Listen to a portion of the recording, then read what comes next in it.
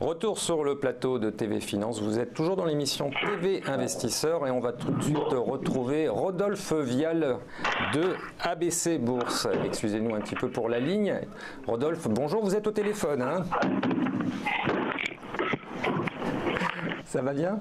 En forme? Oui, très bien, merci. Oui. Bon, un petit commentaire déjà sur le CAC 40.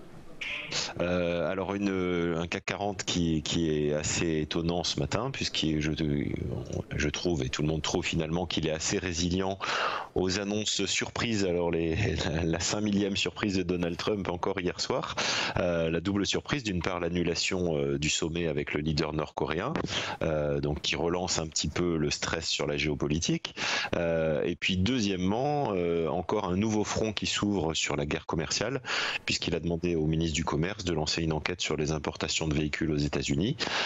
Donc voilà, ça remet un petit coup de pression sur un marché qui n'en avait pas forcément besoin, mais qui est particulièrement résistant, étonnamment ce matin. Oui, parce que le marché monte ce matin, donc on a eu un mercredi et un jeudi un petit peu pénible, mais ça on pouvait s'y attendre, mais aujourd'hui ça se reprend. On a l'impression que le marché a accepté les informations, en tout cas n'y croit pas trop. Oui, en tout cas, le tableau commence à être un peu lourd au final. Alors c'est vrai qu'on vient de 8 semaines consécutives de hausse, hein. C'était un mouvement quand même assez rare sur la place parisienne, 600 points de CAC en ligne droite.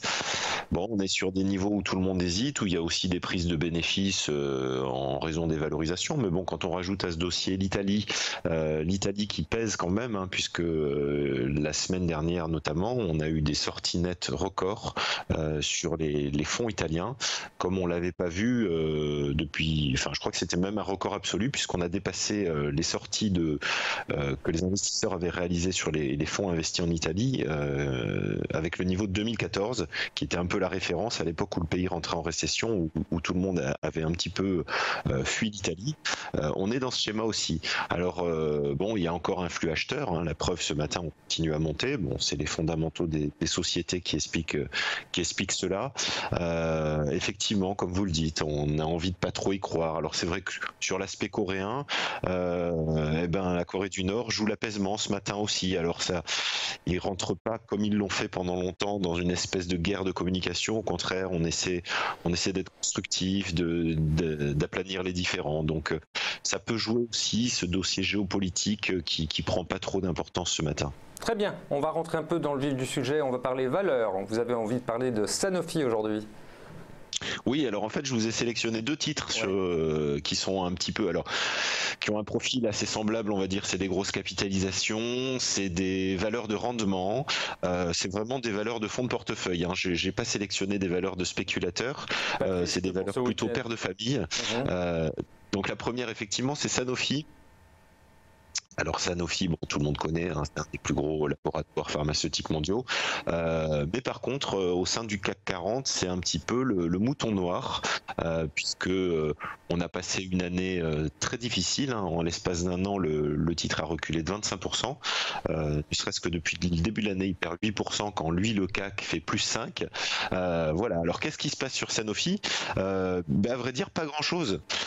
C'est surtout, on l'a longtemps taxé d'immobilisme, le groupe, en disant oh, ouais, il fait rien alors que les concurrents achètent des sociétés, etc. Et bien en début d'année, il a sorti le chéquier, il a acquis deux grosses biotech, une belge et une américaine, Bioverativ et Ablinx. Et pour le coup, alors que le groupe se montre actif, le marché estime que c'est un peu cher. Voilà, donc on ne sait plus sur quel pied danser. Il en reste pas moins que la direction a montré qu'elle était quand même très proactive. Les résultats qui sont sortis sont dans la ligne des attentes. Donc vraiment, il n'y a pas de raison de se traîner à ce niveau-là. C'est une affaire qui reste très rentable, avec un confortable dividende. 3,03 € qui ont été versés le 11 mai dernier, ça fait 5% annuel. Et c'est un élément, ce dividende, alors bien souvent on se dit est-ce que ça va tenir, est-ce que ça va pas tenir? Dans le cas de Sanofi, ça fait 23 ans que le dividende est en hausse, donc je pense que c'est une valeur qu'on peut mettre en portefeuille aujourd'hui avec un potentiel intéressant.